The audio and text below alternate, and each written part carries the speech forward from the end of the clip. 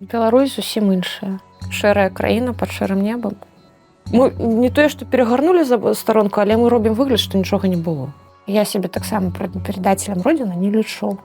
Калі б 20-го года не было, яго трэба было прыдумаць.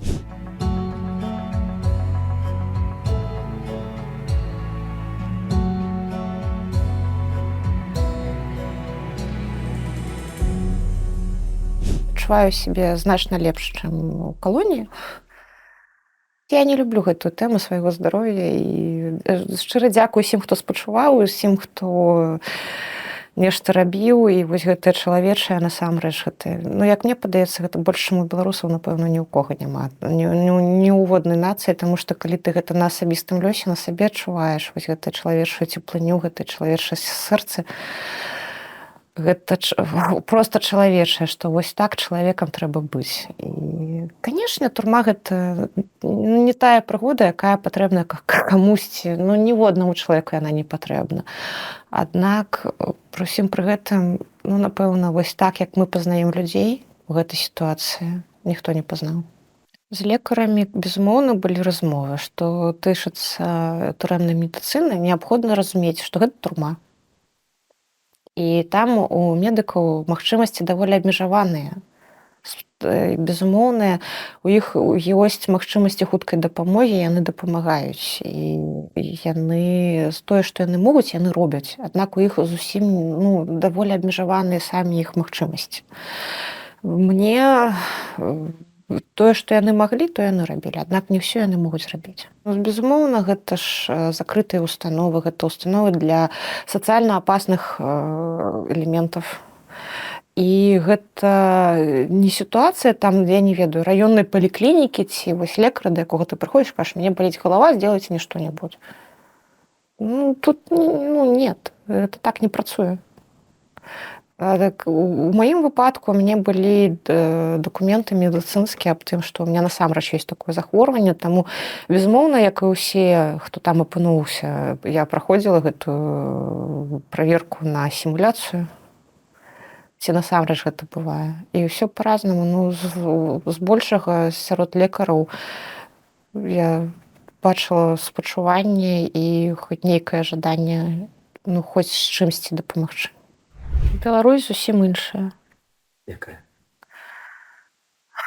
Ну, разумееце, я бачыла, і калі мяне арыштавалі, гэта была Беларусь 20-го года з гэтымі вачыма прыгожымі, з гэтымі адкрытымі сэрцамі, з гэтай вельмі адкрытай, добразычлівай нацыяй, з адчуваннем таго, што ўсё будзе добра заўтра. Што ўсё залежыць толькі ад нас, і што мы ўсё можам, і што ўсё гэта будзе. Ну, фактычна, гэта, у маім выпадку гэта была машына часу, калі Тараса апынуўся амаль праз 4 гады. І здавалася б, горад той жа, аднак ён зусім іншы. Вельмі адчуваецца колькасць людзей, якія з'ехалі. Вельмі адчуваюцца змены на вуліцах зараз.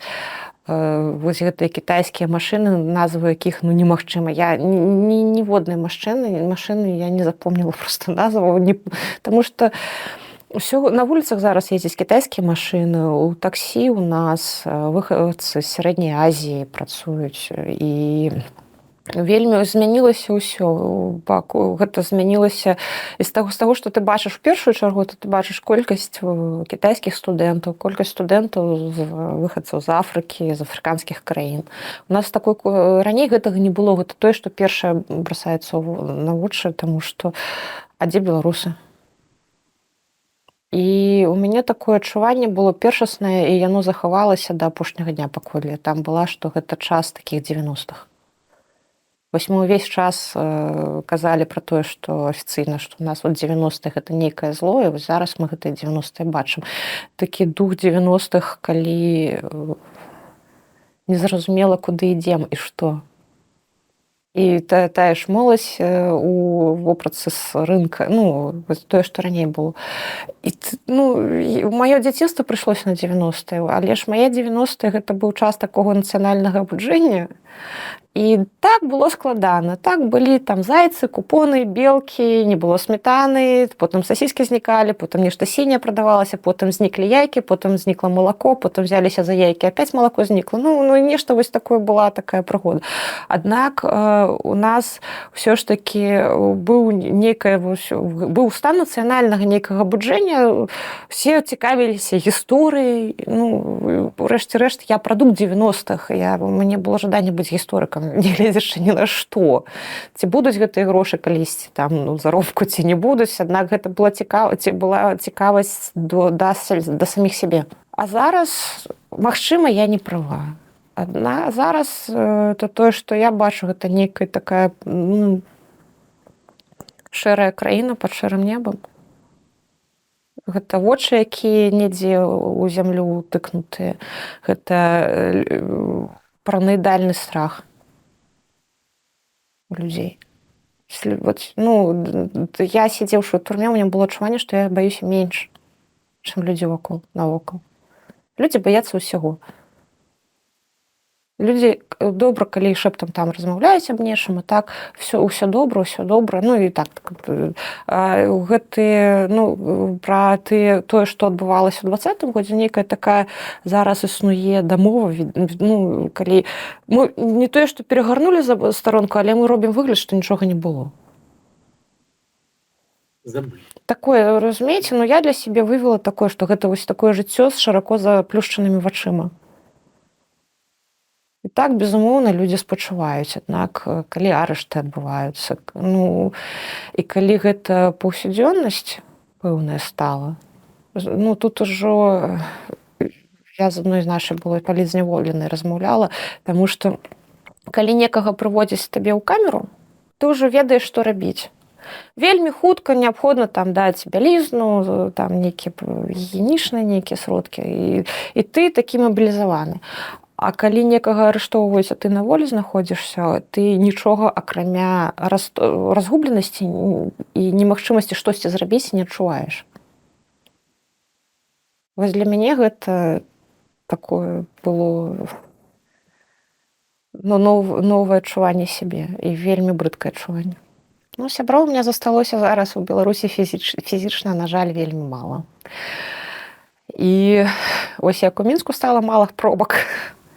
Просто фізічна бачна пэўная колькасць людзей, якая з'ехала. Я сустракалася з такой колькасцю людзей, з людзьмі, якія знаходзілі мяне. Першы час мне было вельмі цяжка. Не больш, чым адзін чалавек у дзень, потому што, ўсё ж такі, разумееце, калі ты выходзіш, і ты такой, у цябе вельмі шмат адрэналіны, ты ўсё гатовы, ўсё так цудоўна адбываецца, а потым наступае пэўны момант, калі ўсё ж такі ёсць пэўныя наступствы гэтых гадоў. І я проста эмацыянальна было цяжка больш, чым з адным чалавекам размаўляць дзень, таму што ўсім вельмі хочацца ўсё расказаць, як яны жылі, ты разумееш, як шмат у іх цэлае жыццё за гэтыя 4 гады прайшло. У цябе было іншае жыццё, і не ўсім гэтае жыццё насамрэч цікава, таму што яно такое, усе спачуваюць, усім гэта баліць, для ўсіх гэта балюча, але зразумела, што гэта такая тэма, ад якой, калі я пачынаю размаўляць, людзям балюча на 100 разоў. Потому што яны мяне ведаюць, яны мяне любяць. І часам не надта хочацца аб гэтым размаўляць. Таму што тое, што для мяне нармальна, там хадзіць з рукамі ластачкай на наручніках, окей, было. І я ўжо неяк так са смехам пра гэта магу распавядаць, пра тое, што везлі в автозакі, і там мне рукі ззаді слажылі, і упалі, і там быў сіняк. Представляешь, вот как это. А потом ты разумееш, што у карціне свету у гэтага чалавека гэтага не існуе. І для яго гэта настолькі жудасна, і ён бачыць мяне ў гэтых піданках і ў гэтым аўтазаку, яму становіцца балюча. І не надта хочацца гэту боль прычыняць. Ой, калі мяне арыштавалі, я фізічна гэта памятала, гэтыя абдымкі 22 снежня. І тады пасля сняданку я яго абняла, і ён пайшоў у школу. Вось гэтыя абдымкі, калі ён быў тут. Разумееце, я іх фізічна адчувала вельмі доўгі час. потым наступны і ён жа мне тэлефанаваў, калі прыйшоў са школы, а я пайшла набываць яму падарунак. Ён яшчэ верыў у Дзеда Мароза. Я пайшла яму набываць падарунак на Раство, таму што мы звычайна Раство каталіцкае святкуем у сям'і. І ён мне тэлефануе, і я кажу, я буду праз 20 хвілін, праз 20 хвілін я была, аднак ужо не адна. І нам не далі з ім абняцца. І вось першы, калі я яго пабачыла, калі мы зайшлі, а за мной 7 мужчын. І выходзіць маё дзіцё, і не дай Бог нікому ніколі пабачыць свайго сына ці дачку, увогуле блізкага чалавека ў такім стане. Таму што стаяў хлопчык, у якога усе мышцы на твары працавалі ў розныя бакі. У яго трэслася губа і гэтыя вочы, і ён так сур'ёзна мне кажа: «Мама, мне звонил следователь», а яны не ведалі, гэта не састыкоўка ведомства была. Мне звонил следователь, они хотят с тобой поговорить. И тут он бачыць за маёй спиной яшчэ 7 чалавек. Я не ведаю, разумееце, вось што такое матэрінскі інстынкт, такі жывотныя. Я не разумею, як, я просто села побач з ім, паврошваюся да іх і кажу, кто? Каму прыйшла ідэя паралельна тэлефанаваць майму дзіцёнку, калі вы ведаеце, што я з вами? І ён такі: не мы. Яны не ведалі, насамрэч не ведалі, а потым, я з чалавекам, які тэлефанаваў, ён меня запытаўся, а ці не было, я яму гэта расказваю, ён мне кажа, з таго часу прайшло 1,5 гады. І ён мне кажа, што б вы гэтаму чалавеку сказалі, калі б даведаліся, хто гэта тэлефанаваў. І я яму кажу, на той момант, я б, напэўна, проста як тыгрыца, як, напэўна, яго разарвала. Вось гэты боль, жах, які перажыў мой сын. І он мне кажа, а зараз? Я кажу, зараз у меня уже не боліць. Так. Мне уже прайшло, я хотела б только запытацца, чаму. Он мне сказал, мы не ведалі, это быў я. Я ему веру. Он кажа, мы насамрэч не ведалі, што вас ужо затрымліваюць іншыя. І я, дарэчы, яму удзячна за то, што ён гэта сказаў. Таму што гэта надо быць чалавекам, сильным, каб сказаць, моцным, каб сказаць, вось гэта быў я. Зараз сын вышэйшы за мяне. Ён калі сустракалі мяне ўжо з калоніі, ён жа быў ўжо вышэйшы, ён вельмі хутка расце. Я так думаю, што можа будзе 2 метры. Зараз ён вышэйшы за мяне, ён ужо такі малады чалавек. А нам потым, вось нашы апошнія абдымкі былі з раніцы 22 снежня, а потым мы ўжо бачыліся толькі амаль праз 2,5 гады. І ён жа быў вось такі. Што такое не бачыць дзіця? Толькі лісты я пісалі бясконца і проста бясконца, і яго лісты. Я першы яго ліст атрымала 31 сакавіка 2021 года. И он мне там написал: «Мама, я тебя все жду и жду, а тебя все нет и нет. Когда я тебя увижу?» А 10 красавіка у яго быць дзень народзінаў. Гэта быў яго першы дзень народзінаў без мяне. Для мяне гэта безумоўна было больно. Дзеці не павінны расці без бацькоў. Такіх сітуацый не павінна быць. Таму што я ў апошнім слове потым, калі зразумела было, што я разумела, што ні аб чым там казаць, ўжо ўсё вырашана, і што я скажу. Я таму апошняе слово пра сына і казала, таму што такіх сітуацый не павінна быць. Той боль, які перажываюць нашыя дзеці, вось гэты жах, калі ён баіцца, ён зараз баіцца, што са мной нешта здарыцца. Разумееце, што першыя 3 месяцы ён проста трымаўся за мяне. Ён фізічна правяраў, ці ёсць я на месцы. Мог ўначы ўстаць і праверыць, ёсць я ці не. І што гэта такое, вось гэты возраст, калі хлопчык фарміруецца як чалавек? Тут не трэба быць псіхолагам, каб усё разумець, што тут мама вельмі нужна. Все было па-рознаму. Гэтыя 4 гады былі розныя. Тое, што ў нас кампанія была ўся за добрае, так гэта зразумела, гэта ўсе разумеюць. Палітычныя? Безумоўна, хто. Ну і гэта жудасная карціна, калі вось такая колькасць людзей. Самае жудаснае пачалося вось з лістапада 21 года, калі стаў бясконцы поток людзей з 342 артыкулам гэта замарша. І гэта ўжо простыя людзі, калі першапачаткова арыштавалі, ты разумееш прычыну, сапраўдную прычыну, чаму ты тут знаходзішся. Я разумею, што няхай мне першапачаткова не кажуць вось там у гэтым абвінавачванні гэтага няма. Аднак я першапачаткова ты так разумееш, у чым прычына, што прычына нават, дарэчы, калі мяне пераарыштавалі і прыйшло вось гэта абвінавачванне пра тэлебачанне і пра ўсё астатняе, зразумела, думаю, і ўсё, і такая палёгка нейкая атрымліваецца. І дзякуй Богу. Зараз усё зразумела, я не маразматык. Зараз тымі словамі прыкладна напісана, што я разумела папярэднія 9 месяцаў, 8, прабачце. Вось, а людзі розныя, і гэта розныя перыяды былі, і ў СІЗА былі розныя перыяды, таму што за тыя 2 гады, што я там было вельмі па-рознаму. Першапачаткова, калі нас арыштавалі, там той жа рэжым на валадарцы быў зусім не такі лёгкі, як зараз людзі як было потым. Таму што першапачаткова было так строга. Спецыяльна строга. А потым ужо з канца верасня 21 года паступова гэта стала вяртацца ў той рэжым, які там відавочна існаваў да падзей жніўня 20 года. І галоўнае жа не гэты сцены, не муры, а людзі. І ўвогуле не важна, дзе ты знаходзішся, важна, з кім ты знаходзішся, як ты сябе паводзіш. Трэба заставацца чалавекам у любой сітуацыі. І вось людзей я бачыла больш.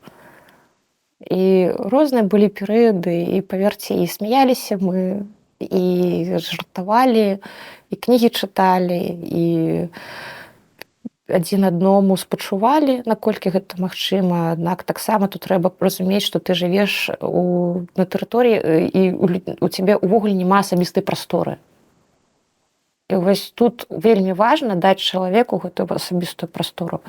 І часам найлепшае спачуванне гэта не чапаць чалавека. Гэта ж, што тычыцца СІЗА, і вельмі шмат, і фактычна ўсіх бачыў, і з усімі перазнаёміўся. А што тычыцца калоніі, гэта ўжо зусім іншы свет. Па-першае, лепш, чым там ёсць свежае паветра. Вось пасля СІЗА, што я магу сказаць пра сябе, што мяне прывезлі ў студзені 23 года ў калонію. І я першы, калі размеркавалі ў атрад, і у мяне быў атрад з адносна вялікі лакальны участак. І там можна было хадзіць. І я з такім задавальненнем хадзіла ўвесь той час, які вольным лічыцца, і ты можаш там... Я проста нейкія там колы бясконцыя наматвала, таму што ты можаш хадзіць. У цябе ёсць больш вось гэтай прасторы, чым 2x2 ці 3x3. Нават калі перавялі з валадаркі на гомельскае СІЗА, там вось гэтыя двары яны значна большыя. І ўсё, і проста ты ходзіш столькі часу, колькі табе даюць. Першы, напэўна, месяца 2 я не магла проста надышацца і нахадзіцца. Там у калоніі асоба ты не паходзіш, таму што ты там ходзіш увесь час строем. А лакальцы ты не строем? А ў лакальцы не строем, ты ўжо там, калі ў цябе вольны час, калі гэта не праверка, ты там ёсць, у раскладзе ёсць часы, вольны час. Там з раніцы ёсць калі няма нейкіх спецыяльных мерапрыемстваў. Паміж вектарамі, вектар гэта там ёсць свая тэлевізія мясцовая ў калоніі. Турэмная тэлевізія. Вам што ні разу не распавядалі пра гэта? Ёсць. І што там, хто там выступае журналістамі? Прабачце, калі сказ, асуджаныя. Там яны спрабавалі рабіць свае пэўныя крокі ў стварэнні свайго, так сказаць, медыа-кантэнту. Там жа ствараюць і мужчыны ў сваіх мужчынскіх калоніях, і дасылаюць там на 23 лютага жанчыны ствараюць, віншуюць сваіх, асабліва 328, трэба разумець, што часам сем'і сядзяць па розных калоніях. І для іх гэта адзіны сродак пабачыць свайго там мужа ці сябра, вось так, і яны знаёмяцца. Ёсць, а потым мужчыны дасылаюць свае віншаванні да 8 сакавіка. Такая, трэба сказаць, даволі цікавая прадукцыя. Ну, там усе працуюць. Што? Адмова ад працы гэта шыза. Ну, працуюць усе. Я працавала... Справа ў тым, што я ў калонію прыехала, мне стала вельмі дрэнна ў Тазаку, я фактычна выпала з Тазака, і я ў калонію, я не памятаю, як я туды заехала, бо возілі мяне туды на інвалідным крэсле. І адразу ў шпіталь. Першы тыдзень я правяла карантыну, ці крыху менш, я ўжо не памятаю, у шпіталі. Потым мяне перавялі ў каранцін, і там ужо размеркавалі ў атрад. І я менш за 2 тыдні працавала на фабрыцы. Ну, вось у мяне так атрымалася першая праблема з лёгкімі, першае воспаленне. І прыйшлі якраз у гэты час, пакуль там была дакументы мае з дыягназам. З маім дыягназам працаваць немагчыма проста швеёй. Гэта небяспечна ні для мяне, ні для швейнай машынкі. Но я паспела навучыцца шыць карманы. У курткі ўнутры ёсць, калі карманы, такі там... Спецовка для каго? Не спецовка, для ўнутраных войскаў. Цёплая зімняя куртка. Ну, такі, рэчы, такі дабротныя курткі. Цёплыя. Я, першы ж дзень на фабрыкі мне стала, я губіла прытомнасць на інструктажы. Это, канешне, такая так сабе прыгода была. І мяне знялі, пакуль я была ў шпіталі, мяне знялі з фабрыкі з маім дыягназам. Я працавала ўжо, то есть я на дому работала, это так называется. Я вязала мочалки. Там есть помещение воспитательной работы, ПВР. Ну, то есть я не выходила из отряда. Я находилась в отраде разом с пенсионерами, инвалидами, теми, кто не працуе. Тому, то есть, вось моя праца была у тым, каб вязать мочалки. Я вязальщица 2-го разряда. Месяц я сдавала. У меня, безумоўна, была норма. День, там месяц. Я сдавала месяц 45. Вось апошнюю. Там першапачаткова менш, а потым ты ўжо разганяешься. Прыгожыя мачалкі. Сколько вы на іх зараблялі? Ой, по-рознаму. То 2 рублі, то 4. На дзень? На месяц. Месяц 2 рублі? Да, это, по-моему, было за 20. Першы мой заробак.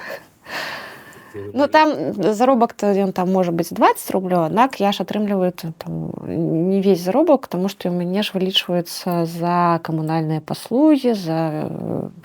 Ось на рукі там было 4. Самае вялікае можа до 5 рублёў. Гэта такая складаная задача патраціць 5 рублёў. Мне ж дасылалі, безумоўна, я жыла на тыя сродкі, што мне дасылалі мае родныя. Таму што без дапамогі родных гэта вельмі складана. І калі ты бачыш людзей, якія там дзесяцігоддзямі сядзяць без грошай, там можна зарабляць. І там ёсць людзі, якія зарабляюць, аднак не дакладна не ў маім выпадку, на мачалках не. На мачалках не заробіш? Не. А вязала я палачкамі для суш. Па-першае, вольнага часу там амаль няма. Таму што нас выхоўваюць, і вольнага часу гэта вялікая колькасць людзей складаных. Не будзем забываць, што ўсё ж такі турму не для палітычных прыдумалі, і гэта ўсё прыдумана значна раней, і стагоддзямі, там, дзесяцігоддзямі працуе, і ўсе гэтыя заняткі, ты заняты, у цябе весь дзень у нейкіх рэжымных мерапрыемствах. І вось ты як стаў у 6 раніцы, так і ўсё паехала, і у цябе там потым трэба хутка ўстаць, пасцель, там, а ты, калі 100 жанчыны, у цябе 5 умывальнікаў, ты хутка зубы будзеш чысціць. Гэта часам фізічна, усе жанчыны, плюс гэта жанчыны, ім трэба, я не разумею, як мужчына там галіць сабе трэба, там таксама, у іх рапарт можа быць, калі у іх барада. А у жанчыны это іншая праблема. То есть ты павінен паспець. Умовы камунальныя у калоніі лепш, чым у СІЗА, безумоўна. Я кажу пра Валадарку. Я не была ў новым СІЗА. Кажуць, там ёсць гарачая вада ў жанчын. І нават, як мне сказала адна прыехаўшая ў калонію, там даже БД есть. Я не ведаю, як там на новай ты валадарка 2.0. Старой валадаркі, безумоўна, там такі гістарычны смак, плесень, гнілой пол, холодная вода. Калі б 20-го года не было, яго трэба было прыдумаць. І тое, што мы ўсе перажылі, мы же перажылі не толькі жахі, там потым турмы, зняволенне. Мы перажылі вялікі цуд нацыянальнай нейкай радасці. Канешне, балюча тое, што зараз столькі людзей з'ехала. Балюча, што не ўсе вернуцца. Але я спадзяюся, што ўсё ж такі мы нешта зробім дзеля сваёй краіны, каб туды вярнуцца. І каб гэта было не проста так. Ну, не трэба абясцэньваць свае ўчынкі. Ну, вось калі трэба было б зараз, я разумела, седзячы ў сябе ў кабінеце на 12-м паверсе на Макаёнка 9, калі я яшчэ ставіла подпіс пад зваротам да міністра інфармацыі. Я разумела, якія наступствы могуць быць. Я разумела, што калі я зараз ставлю подпіс, я хутчэй за ўсё губляю працу. І хутчэй за ўсё я не знайду сабе працу зараз. Але было зразумела, што там былі вельмі правільныя словы напісаны, што мы все журналисты, мы наблюдаем жизнь собственными глазами. И мы хотим исполнять свои обязанности согласно закону о СМИ. Я разумела, што ставіш там подпісы, я фактычна губляю работу, працу. Не будзе яе. Магла ці, але я разумела, а як мне потым сыну глядзець у вочы? Ну, вось як? Што мне яму потым сказаць? Праз 5, праз 10 год. Потым уже тое, што пайшло, тое пайшло. І дзякуй Богу, што гэты перыяд быў. Так, безумоўна, ці без турмы было б лепш. Гэта безумоўна. Гэта ты нікуды гэта не дзенеш. Але тое, што было пасля 20-го года, ёсць пэўныя расчараванні, але гэта расчараванні больш часам чалавечыя. Балюча вось гэтая праблема людзей, сядзячых у турмах, і частка мяне ў любым выпадку там засталася, на Антошкіна і ў СІЗА. Я разумею, што людзі зноў сядзяць і ў СІЗА, і вось гэты час, гэта непаразуменне часу, неразуменне, колькі ты там сядзіш, ты не разумееш тэрмін свой. І так, яно цябе тут напісана, аднак, ты верыш тое, што ён будзе менш. І мне бы хацелася б зрабіць нешта, каб дапамагчы, потому што не павінны там сядзець людзі. Не павінна быць турэмных палітычных зняволеных у цэнтры Еўропы ў 21 стагоддзі. І гэта людзі, якія, прабачце, аднак яны вельмі любяць, яны імкнуліся зрабіць нешта для радзімы. Яны не предателі родзіны. Я сябе таксама предателем родзіны не лічу. Хаця я такое пра сябе чула неаднаразова. Гэта вельмі доўгатэрміновы такі працэс. А давайце вспомнім, колькі часу займала у іншых краінах усе гэтыя працэсы. Вось у нас адбыўся працэс такой у 20-м годзе, мы ўсе адзін аднаго пабачылі. Мы зразумелі, дагэтуль ці ведалі, што там суседзі думаюць, зараз, безумоўна, у Беларусі гэта вось сітуацыя страха, жаха, яна нармальная, таму што людзі могуць трапіць за краты. І я разумею гэтых людзей, яны там яшчэ пакуль не былі. І не трэба, каб яны там былі. І не трэба рызыкаваць іх жыццем. Не трэба рызыкаваць іх дзецьмі. Яны самі толькі могуць вырашыць, што яны жадаюць рабіць, чаго не. Я кажу пра простых людзей. Аднак зразумела, што ў іх сэрцах ёсць разуменне того, што добра, а што дрэнна.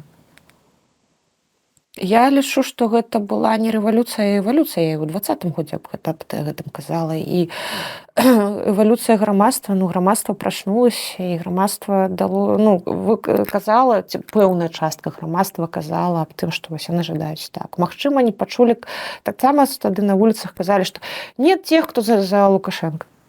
Зараз бачыць, што ёсць людзі, якія за яго. Магчыма, трэба было чуць і другі бок таксама.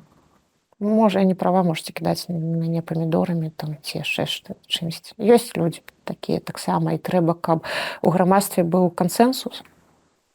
І мы павінны проста зараз працаваць на будучыню, а не сварыцца. Ну, таму што сядзець і глядзець, як нехта там сварыцца, і трэба помніць аб тым, што зараз трэба не сварыцца, а памятаць аб тым, што ў нас у турмах сядзяць людзі за кратамі.